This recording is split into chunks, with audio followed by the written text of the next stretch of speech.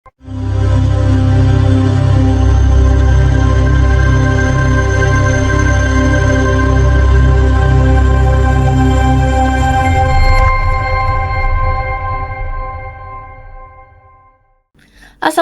warahmatullahi wabarakatuh. Halo semuanya, selamat datang di studio Miftahul Ulum.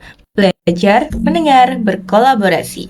Aku Maya Sani Dwi dan kali ini kita bakal ngobrol santai bareng bintang tamu spesial. Nah, beliau ini merupakan salah satu mahasiswa aktif di Universitas Islam Sultan Agung, Fakultas Keguruan dan Ilmu Pendidikan, juga menjadi santri di salah satu pondok, yaitu Pondok Pesantren Al Mubarak Merangge Demak. Selain itu, beliau ini juga jago public speaking loh. Nah, oke, daripada penasaran, langsung aja kita sapa narasumber keren kita hari ini. Halo, Assalamualaikum Kak, gimana kabarnya? Waalaikumsalam warahmatullahi wabarakatuh. Alhamdulillah kabarku baik banget hari ini. Alhamdulillah. Boleh dong Kak kenalan sama sobat podcast semua biar pada tahu nih siapa sih narasumber kita ini. Oke. Halo teman-teman semua. Perkenalkan nama saya Etika Firstia. Gak usah dikasih pantun aja ya, soalnya udah cakep ya gak nih. Saya masih kuliah di Universitas Islam Sultan Agung dan mondok di Pondok Pesantren Al Mubarak Merangge Demak. Sering disapa apa Kak biasanya? Sering disapa apa ya? Kalau aku pas MA tuh biasanya panggilannya sih nggak Etika tapi Ecang. Ecang. Iya, Ecang. Aku boleh nih panggil Ecang ya? Boleh berarti? banget. Oke. Nah, kalau boleh tahu nih Kak, saat ini keseharian Kak Ecang tuh ngapain aja sih? Keseharian aku saat ini tuh belajar dan mengajar. Belajar dan mengajar. Belajar dan mengajar gitu. Belajar di Unisula dan mengajarnya di? Pengajarnya aku di MI Miftahul Huda Taman Sari. Ya, di kebetulan juga di situ kan bapakku jadi kepala sekolah. Nah, itu tuh kekurangan guru tahfidz. Gitu. Nah, aku direkrut tuh sama bapak buat guru tahfidz di sana. Jadi saat ini ya kuliah kan Senin sampai Kamis. Yes, yeah. Terus Jumat Sabtu itu aku buat ngajar di situ. Jadinya full banget ya. Ahad cuma Ahad doang itu yang free. Buat istirahat cuma Ahad doang ya. Tapi enggak sih di pondok. Itu malah aku kan nggak bisa piket tuh Senin, Selasa, Rabu, Kamis, Jumat, Sabtu nggak bisa. Jujur aku piketnya dialihkan ke Minggu semua. Jadi semua itu semua piket ngimami atau apalah itu semua di hari Minggu. Gedebuk banget. Gedebuk banget tentang panting gitu. Nah, saat ini kan memilih kuliah di Unisula ya Kak, khususnya di FKIP. Itu alasannya apa sih? FKIP aku tuh sebenarnya jujur banget aku nggak minat di bidang pendidikan. Di bidang kayak guru tuh sebenarnya nggak minat. Tapi karena backgroundku yang bapakku itu kepala sekolah dan guru juga, jadi tuh kayak apa ya? Semua akses tuh aku diatur bapakku gitu loh. Jadi kalau kamu pengen kuliah, ya kamu di Unisula. Terus jurusannya aku nggak boleh milih sendiri. Harus banget di Unisula. FKIP, harus Unisula dan harus FKIP. Jujur aku udah daftar itu PBSB, penerimaan beasiswa santri berprestasi. Aku udah buat username di UNES. Di UNES tapi tidak boleh katanya bapak kayak kalau kamu pengen di UNES ya udah, aku nggak mau biayai katanya gitu. Jadi ya udahlah ikut orang tua. Mesti kan orang tua nggak mungkin kan membelokkan anaknya aja. Terus aku ya udahlah ikut ridhonya orang tua aja gitu. Jadi di Unisula jurusannya FKIP, Pendidikan Guru dan Ilmu Pendidikan, prodinya PGSD. Oke. Nah, saat ini kan juga lagi mondok ya Kak ya? Iya. Nah, itu sejak kapan sih Pondok Pesantren Al Mubarak? Kalau ditanya mondok sejak kapan? Sejak mini. Sejak kecil.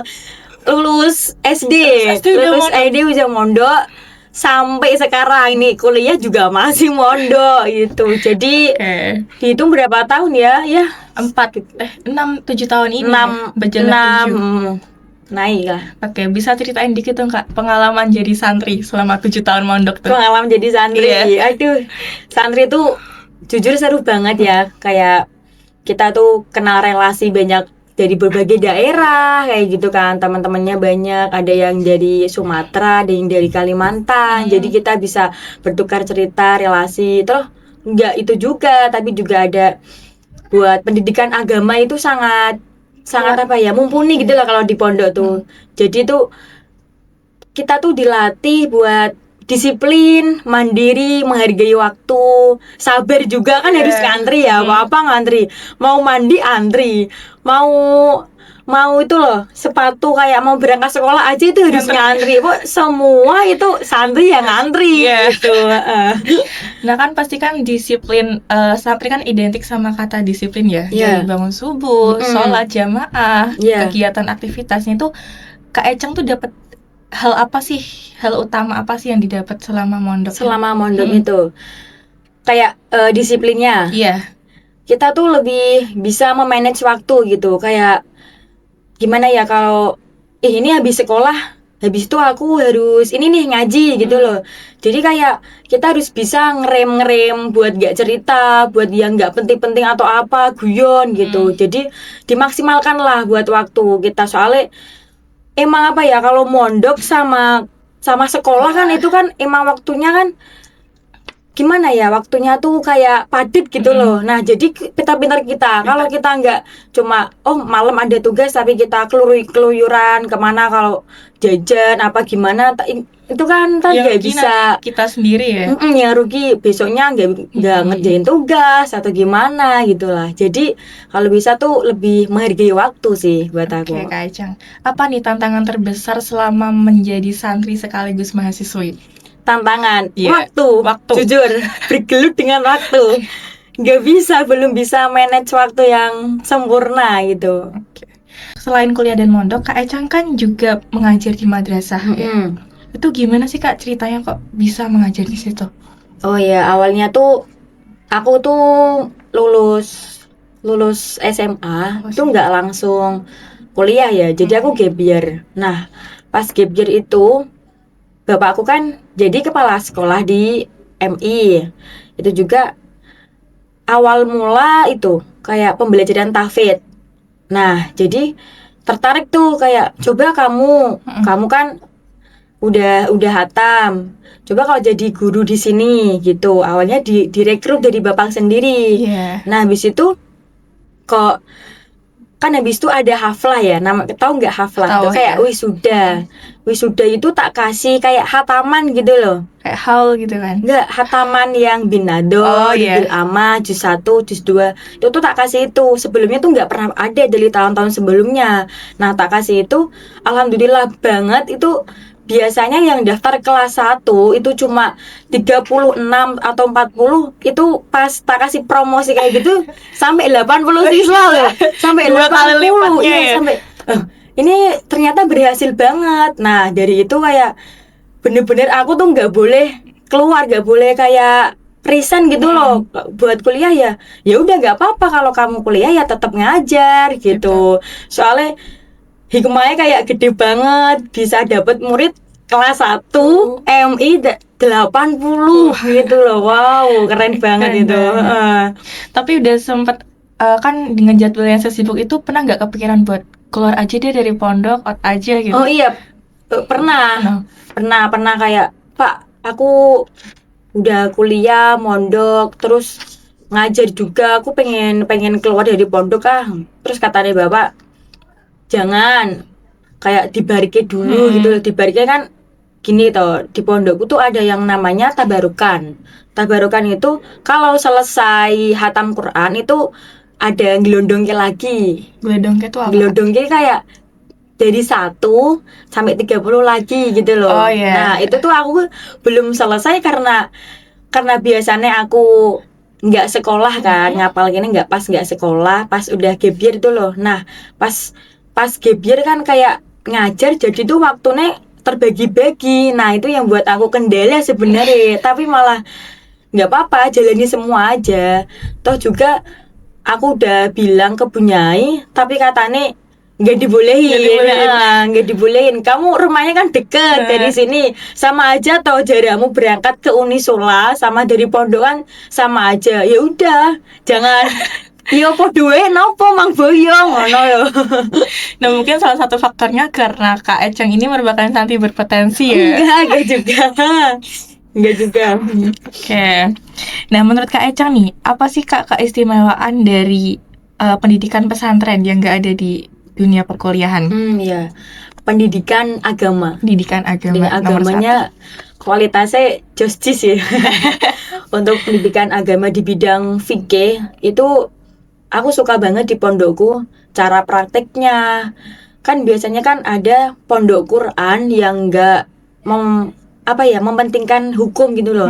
Tapi kalau pondokku kamu Quran juga kamu harus ngerti hukum. Nah, itu tuh kitabnya yang buat itu dari itu Bapak Bunyaiku sendiri. Itu diambil dari Fathul Mu'in, Fathul Qorib, berbagai kitab jadiin satu. Nah, itu udah di bahasa Jawa kayak gitu loh. Bahasa Jawa. Jadi nggak usah kita maknani gitu, nggak usah. Tinggal baca bisa diterangke. Nah, itu sih aku nggak dapet di pondok-pondok lain. Dan di Meranggen cuma di pondokku doang. Yang kitabnya itu Risalatul Fikih namanya.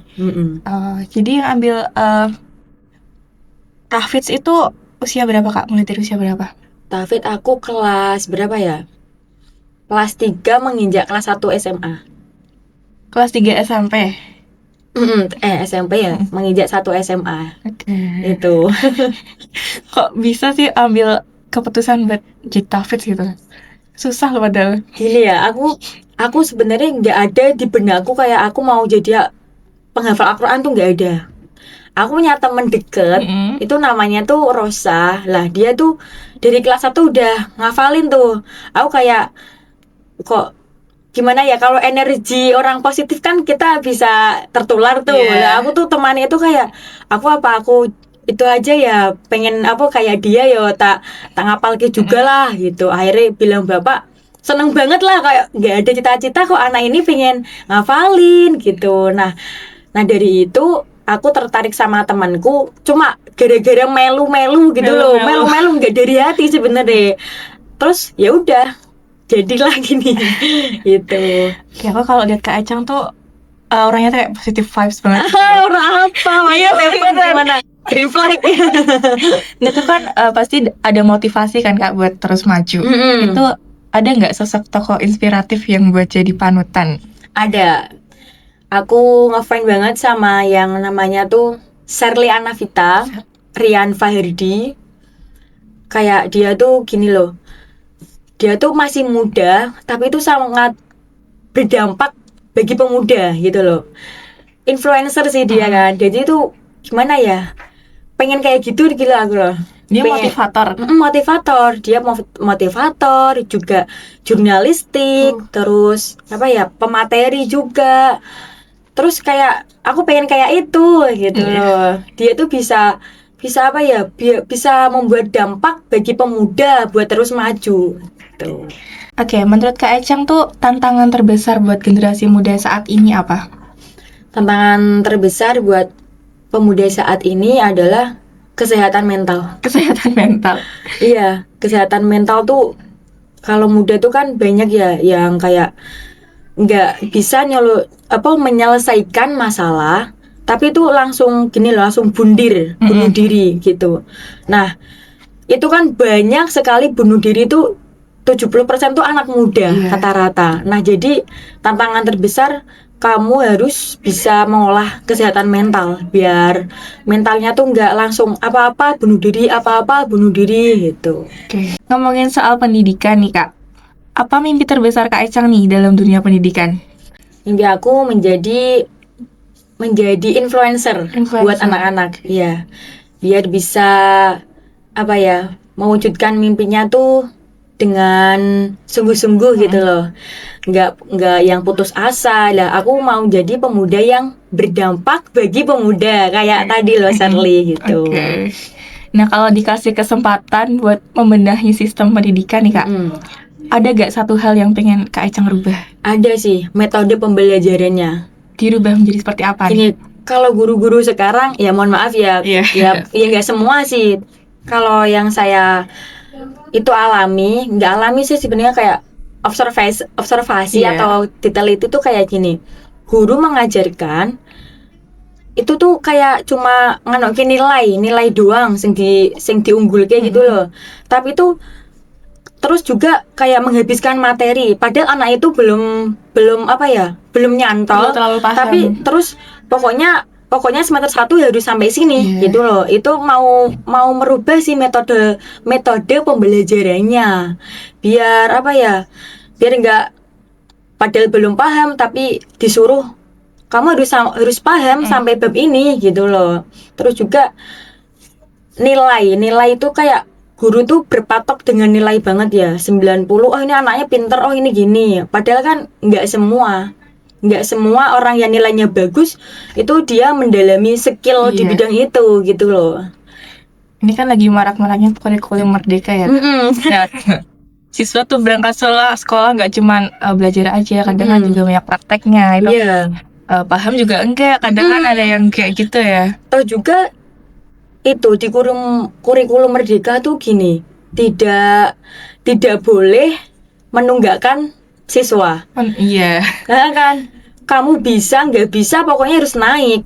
Kamu padahal belum, pokoknya kayak ini sebenarnya itu nggak lulus, tapi di kurikulum merdeka itu harus lulus gitu, nggak boleh dinunggake gitu loh. Oke, Kak Ecang, ngomongin soal bakat dan minat nih. Bakat dan minat Kak Ecang tuh sendiri di mana? Untuk minat aja ya. Minat aja.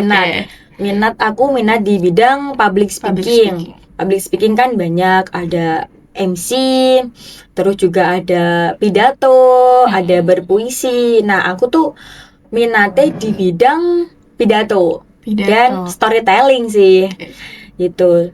Soalnya aku di kelas MI, di kelas 4 itu bapakku udah nyuruh aku buat apa ya, dibekali mental. Aku disuruh maju pidato bahasa Indonesia, itu kelas 4. Kelas 4 SD. Terus dari situ kayak aku kelas 4 sampai kelas berapa aku nggak pernah yang namanya menang. Lomba tuh kalah terus gitu loh. Dari situ kayak aku termotivasi, aku harus bisa nih pidato. Aku sering diajuke kok aku ora tahu menang ngono loh. Nah, dari situ aku pengen mendalami skill pidato. Oke, itu dikelola menjadi bakat gak sampai sekarang? Iya, alhamdulillah.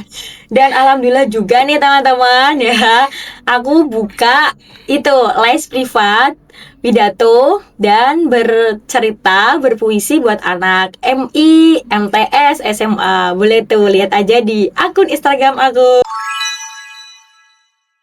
Ya, sekalian promosi ya ini ya. Alhamdulillah juga loh, itu dapat kejuaraan tidak hanya tingkat kecamatan, tidak hanya tingkat sekolah, tapi juga kabupaten pernah, sampai provinsi loh teman-teman. Nasional udah pernah belum nih? Udah, semoga tahun ini sih, tahun ini udah sampai nasional gitu. Nah, Kak Ecang mulai sadar punya bakat public speaking tuh tahun berapa? Public speaking tuh sebenarnya nggak bakat ya, kalau sadar bisa ngomong gitu ya, itu aku kelas SMA kelas 2. Soalnya kan itu ada presentasi. Nah, di situ aku sering diajukan temanku buat jadi kayak moderator yang mimpin gitu loh. Nah, terus apa iki ya itu ya, apa skillku gitu loh. Jadi kayak nggak dirasa-rasain sih. Sampai sekarang juga di kuliah juga ngerasa, katanya guruku tuh gini, oh ini yang tak lihat dari PGC ini kok kamu ya yang kelihatan itu loh, aura-aura PGSD. Soalnya dari perkenalanku tuh berbeda dengan yang lain gitu loh. Itu kata si dosen ya? Kata si dosen. Jadi, oh ini apa bidangku ya di public ini gitu loh.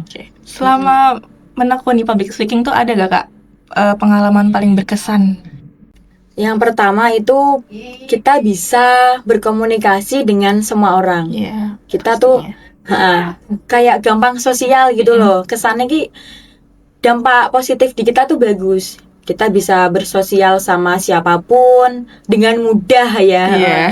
Dan berkomunikasi tuh udah ada bekal gitu loh. Kalau kamu udah punya bakat public speaking, meski hanya berapa persen, kalau ditekuni kan bisa meningkat gitu. Terus zona pertemanan juga pasti lebih luas kan? Zona pertemanan, relasinya juga lebih gampang ya carinya ya.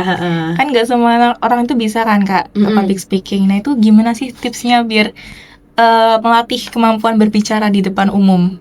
Aduh, Biar kalau ditanya tips nih ya, tips gimana ya? Yang pertama, kalau kamu anak kuliah, kalau kamu anak kayak aku dari MI belum pernah dibekali, dari SMA belum ada bekal. Terus nyadar-nyadar pengen bisa publik itu kayak pas waktu kuliah. Bisa tuh dilatih dengan presentasi kayak maju di kelas gitu loh. Iya. Heeh. Terus juga dengan kegiatan MC misalnya. MC, terus juga bisa dengan lomba dicobalah dulu, lomba apa ya mau ikut ini. Terus bisa dengan organisasi, yaitu bisa melatih soft skill, melatih kemampuan berbicara gitu. Nah kan aku pernah nih ngepoin profilnya Kak Echang tuh di Instagram. Nah kan ada beberapa kejuaraan nih kayak yang diraih Kak Echang ya. Boleh cerita dong Kak, itu apa aja? Kayaknya banyak banget deh. Kejuaraan nih ya, gak banyak sih. Aku pernah menang lomba dai online. Tingkat nasional, alhamdulillah juara 1 2 kali. Keren banget. Habis itu aku pernah lagi lomba Fatayat NU. Itu gini ceritanya.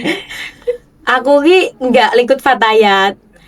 Aku punya guru, punya teman kan aku kan dulu kan aku ngajar di MI nih, mesti kan aku punya teman guru. Nah, guruku itu ketua dari Fatayat NU. Nah, terus nyuruh aku buat itu loh, Mbak, aku buatin teks pidato ya. Udah tuh tak buatin dari Hamin 1 bulan apa Hamin 2 bulan itu udah minta, Mbak, aku buatin ini dong pidato, temanya gini. Terus tak buatin 2 minggu. Tapi apa 1 minggu. Tahu nggak waktu disuruh buat itu buat apa? Tahu, buat lomba. Dan lombanya itu buat ibu itu sendiri yang lomba. Buat guruku itu tak buatin udah. Terus kan lombanya itu kan 25 Agustus nggak salah. Tiba-tiba tanggal Hamin 2 minggu tuh bilang, Mbak, aku kok ngapal kene angel ya. Ini nek yang maju Mbak Tika aja gimana? Tiba-tiba mengundurkan diri. Loh kenapa? Wes Mbak Tika wae. Padahal aku kan tidak ikut Fatayat kan. Nah, tapi disuruh ikut buat mewakili desaku buat lomba itu. Terus ya udahlah. Karena aku nggak punya seragam Ibu gitu. Tak pinjemi seragamku. Terus udah lomba tanggal 25 berangkat. Nah, sampai situ tuh aku ditanya 3 orang tuh gini, loh kamu kan anak SMA kok ikut? Gitu. Loh kamu kan anak SMA kok ikut? Kamu apa udah umur 21 tahun kok ikut? Lah aku jadi bingung kan, wah ini aku dicurigai ya piye iki aku. Terus katanya guruku nggak apa-apa, yang penting maju. Udah tuh maju. Nah maju tuh aku nggak juara ya, juara harapan 1. Terus katanya guru gini, wah ini gara-garanya ini dicurigai ya, gara-garanya kayak tidak memenuhi syarat. Tapi waktu dicurigai itu menjelaskan nggak kronologinya gimana? Enggak, cuma aku udah umur 21 kok gitu. Aku cuma bilang gitu toh, nggak jelasin lah. Kalau jelasin ntar kebuka ke depan. Pernah nggak sih ngerasa nervous saat tampil di depan? Kalau nervous tuh bolak-balik aku. Nervous terus tuh bolak-balik. Tapi jangan jadikan minder nervous tuh sebagai gangguan bagi kita. Tapi buat pacuan aja deh, buat acuan biar bisa gimana ya. Kalau gangguan kan kayak sugesti kita kan, aduh gimana ya nanti ya, aduh gimana ya. Itu tuh diubah. Sugestinya buat gimana ya kalau berhasil, gimana ya, kamu tuh bisa Cang, kamu tuh bisa. Aku juga ngilangin nervous itu biasanya pakai hirup nafas 3 kali biar tenang, kayak gitu, biar tenang. Habis itu diem dulu, nggak bisa tuh aku habis nervous kayak apa, kayak langsung podcast gini, nggak, harus kasih waktu buat tenang. Nah ntar bisa. Mesti semua orang tuh ngalamin nervous, mesti pernah. Tapi dengan kita banyak jam terbang, kayak sering latihan gitu di depan orang. Nah itu tuh kalau kita sering jam terbang, insya Allah sedikit demi sedikit nervous itu bisa berkurang. Ada nggak Kak pesan buat teman-teman yang pengen nyoba public speaking tapi masih malu? Ada. Buat kamu tentunya yang masih muda, di umur muda, cobain semuanya apapun itu. di bakatmu atau kamu bidang bakat publik. Mumpung kamu masih muda, cobain semuanya. Jangan takut gagal, teman-teman. Jangan takut gagal yang pertama. Terus harus berani mencoba. Karena gimana ya? Karena kita nggak tahu kesempatan itu bisa datang kembali. Heeh. Nah, perjalanannya kan masih panjang ya Kak Ecang tuh, masih muda juga. Nah, pernah nggak ngerasain momen paling sulit selama perjalanan ini?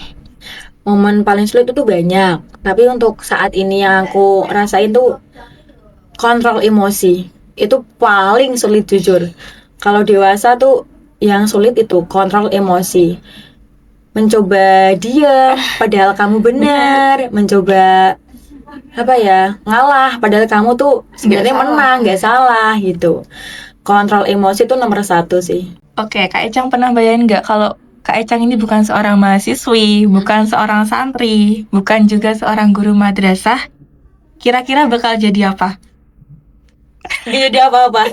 Nggak jadi apa-apa deh. Soalnya bersyukur banget aku mengajar, dapat relasi, dapat pengetahuan, wawasan. Bersyukur juga aku mondok di Al Mubarok, bersyukur banget punya teman-teman yang support gitu loh. Terus bersyukur juga bisa kuliah di Unisula. Jadi aku nggak bisa ngebayangin juga kalau aku nggak dilahirkan sama orang tua aku jadi apa. Kalau nggak punya orang tua yang latar belakang jadi guru, aku nggak tahu bakal kemana arahku, jujur. Yang mau punya orang tua yang relasinya banyak itu beruntung sekali. Sebuah gitu. keuntungan ya. Anugerah. Tapi nggak enaknya kadang suka pengennya kita gini, orang Tapi tua pengennya gini gitu ya. Kan emang jalan orang tua tuh yang terbaik. Pokoknya kalau delalah gini ya, kalau kita nurut sama orang tua tuh jalannya dimudahin semua. Gitu Iya. Ya, dengan jadwal yang sesibuk itu Kak, akan dengar-dengar kayak sibuk banget gitu, banget. Pasti kan capek ya Kak. Iya. Ada nggak sih waktu buat me time buat diri sendiri? Aduh, nggak ada sama sekali, jawabannya nggak ada me time. Soalnya gini, gimana mau me time, orang aja nggak pernah ada waktu luang gitu ya. Jadi aku nggak pernah me time, tapi aku pernah itu self reward buat diriku sendiri gitu.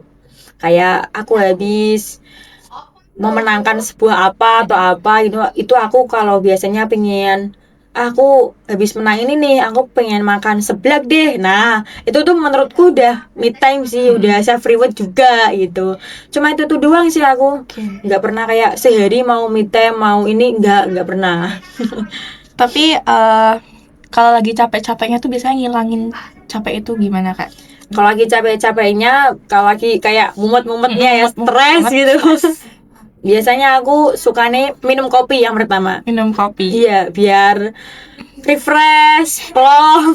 Sambil makan pedes gak nih? Ya, sambil makan pedes juga. Pedes kan menambah energi kan itu. Nah, aku suka banget kayak ini lagi stres, aku pengen makan pop mie yang pedes doer gitu sih.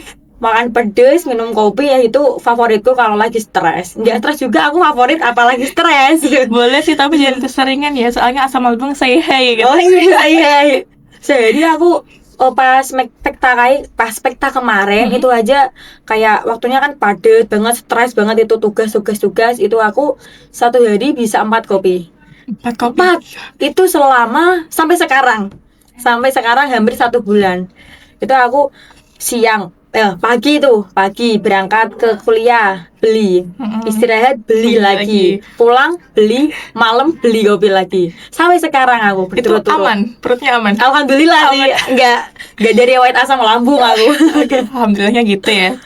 Nah Kak, yang aku tahu kan Kak Ecang ini maba ya. Iya, maba di Unisula. Itu gimana Kak, dunia perkuliahan tuh asik gak ternyata? Dunia perkuliahan itu jahat tadi nggak jahat sih, kayak keras banget. Sebelumnya aku belum ngerasain di dunia pondok, tapi aku ngerasain sekarang di dunia kuliah. Keras banget, kamu harus bisa pintar-pintar cari pergaulan, jangan terbawa arus gitulah. Pokoknya gimana ya, gitu deh ceritanya. Ada culture shock pertama kali nih? Culture shock day 2 nih. Day 2 maba ya. Ini aku udah day keberapa nih, seminggu. Udah seminggu.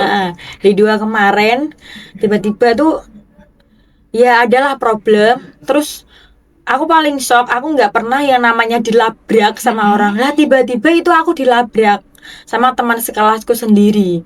Itu loh. Jadi kayak, hah, ternyata tuh di dunia kuliah kayak gini ya. Di dunia kuliah tuh kayak gini ya. Masalah nggak diselesain dengan baik, tapi dengan emosi, dengan marah-marah, dengan labrak. Itu kan aku nggak pernah kutemui di pondok tuh. Kayak di kuliah jadi aku siksak-sok rasanya kayak ada ya orang kayak gini ya gitu. Mungkin nggak semua orang kayak gitu, cuman pertama kali Kak Ecang berurusan dengan orang seperti itu, mungkin kaget juga ya Kak. Kaget banget. Ternyata emang ya orang tuh nggak semua baik ya. Ternyata ada yang kayak gini tuh ada, yang bentuk kayak gitu tuh ternyata banyak gitu loh. Itu gimana Kak dilabraknya dengan kata-kata yang aduh, bukan dengan kata-kata sih, maki-maki ngerendahin harga diri juga. Dan itu tuh di depan kelas, dan satu kelas itu menyimak persoalanku itu tadi. Jadi aku mau berusaha mengontrol emosi, jadi aku tidak berkata apapun, tidak merespon dengan maki-makian, tidak merespon dengan kayak dia menjatuhkan, aku tidak timbal balik menjatuhkan, tidak, aku selai, aku jawab dengan kata oke, terima kasih, gitu doang akhiranku, tidak membalas. Berusaha ngontrol emosi gitu. Karena kalau mungkin diladenin bakal menjadi mungkin aku sampai lulus ntar aku musuhnya dia. Ada peribahasa juga soalnya diam itu emas. Oh iya, diam itu emas. Oke Kak Ecang, gimana sih Kak cara kita biar bisa terus jadi versi terbaik dari diri kita sendiri? Yang pertama, kamu harus berani berubah. Jadi bangun pagi tentunya, terus habis itu kurangi scroll yang nggak penting, kurangi nongkrong yang nggak penting juga, terus habis itu jaga pergaulan. Karena kalau kita boleh kamu temenan sama aja tuh boleh, tapi kan gini, ada peribahasa gini, pergaulanmu menentukan masa depanmu. Upgrade dirimu serta tingkatkan nilai dalam value-mu. Lingkungan itu tuh kayak ya membentuk masa depan kita, ya membentuk karakter kita. Emang perubahan itu sulit, emang perubahan itu tidak ada yang mudah teman-teman. Tapi karena dedikasi yang cukup, maka kebiasaan itu akan bisa terjadwal. Dan aku yakin, aku percaya banget kalau kamu mau berubah hari ini, berubahlah. Aku percaya, aku berjanji kamu akan sampai di sana. Wah. Nah, karena kan sekarang banyak banget Gen Z itu yang terperangkap dalam zona nyaman ya. Mereka tuh nggak mau, aku udah nyaman gini, aku udah pergaulanku udah kayak gini, sedang aku udah ini aja, nggak mau belajar gini-gini. Gimana sih Kak?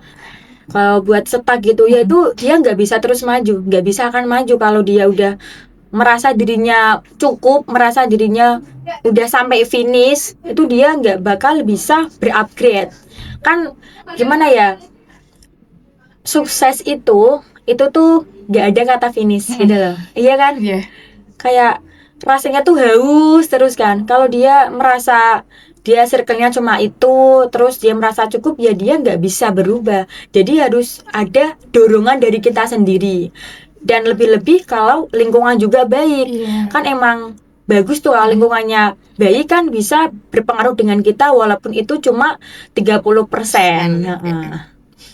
Bahkan orang yang sukses pun, orang yang berhasil pun belum merasa dirinya itu sukses. Nggak ada. Mesti rasanya haus, kurang terus. Makanya dia berjuang terus itu. Oke, terakhir nih Kak, satu kata yang buat menggambarkan diri Kak Ecang. Bangga. Kenapa milih kata itu? Karena udah sampai saat ini udah bisa bertahan meskipun kadang mentalnya terombang-ambing, meski kadang bergelut dengan capek, dengan waktu, tapi masih bisa sampai detik ini, masih bisa terus ingin maju, terus bisa sekuat ini gitu. Bangga sih. Ikut bangga ya Kak, proud of you. Oh, thank you. Oke, sekarang kita bakal masuk ke segmen Q&A. Di Oke, sini boleh nanti banget. aku bakal ngasih beberapa pertanyaan yang harus dijawab cepat sama Kak Ecang. Siap? Oke, siap. Siap banget. Kak Ecang ini tim lihat sunset atau suka lihat sunrise? Sunset. Sunset. Iya. Kenapa? Soalnya kalau lihat sunrise pagi-pagi, lihat sunrise itu rasanya tambah ngantuk. Jujur ya, tambah ngantuk. Ya emang suka tapi lebih suka sunset. Kalau sunset kan di pantai, terus sore-sore kayak enak gitu. Sebenarnya kalau sunrise juga bagus ya kalau di puncak sih lihatnya. Iya. Kalau aku belum pernah TikTok sih, belum pernah. Jadi untuk saat ini aku lebih senengnya sunset. Oke. Kedua nih, milih kuliah atau mondok? Saat ini Iya. 1 apa 2? Dua-duanya boleh gak? Satu aja dong. 1 aja. Mondok deh. Karena di itu tadi ya. Iya. Ketiga nih, pengalaman lomba yang paling bikin deg-degan. Lomba balap karung. Lomba Deg-degan balap banget sumpah. Di Soalnya mana ada tuh? cepet-cepetan pakai karung gitu. Lombanya di pondok. Iya di pondok. Di pondok pernah, di kampung pernah. Itu deg-degan banget lah aku loh. Waduh gimana nih kalau kalah gitu. Oke. Sama lomba itu loh yang Agustusan, makan kerupuk juga. Itu aku pernah sampai finish.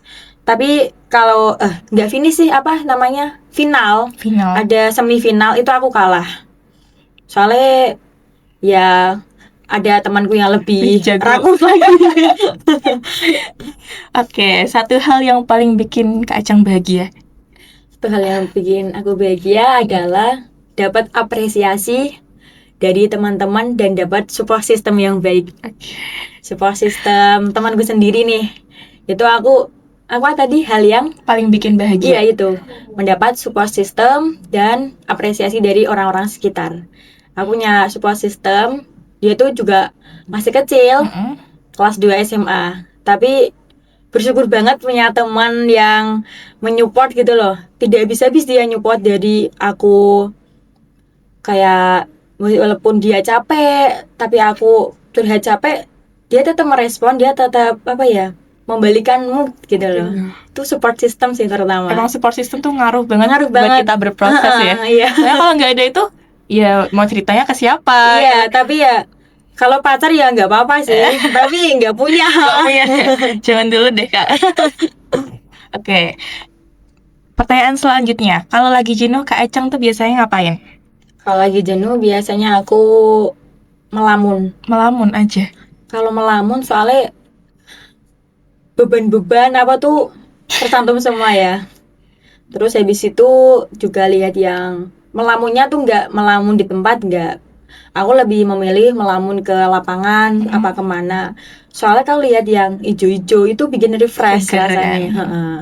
Oke, udah seru banget ya, gak kerasa udah hampir 1 jam kita ngobrol di sini. Sebelum kita tutup, ada gak Kak pesan dan motivasi buat pendengar podcast ini? Aku pernah dengar presenter terkenal dari Amerika namanya Oprah. Dia berkata, "You become what you believe." Kamu akan menjadi apa yang kamu percaya.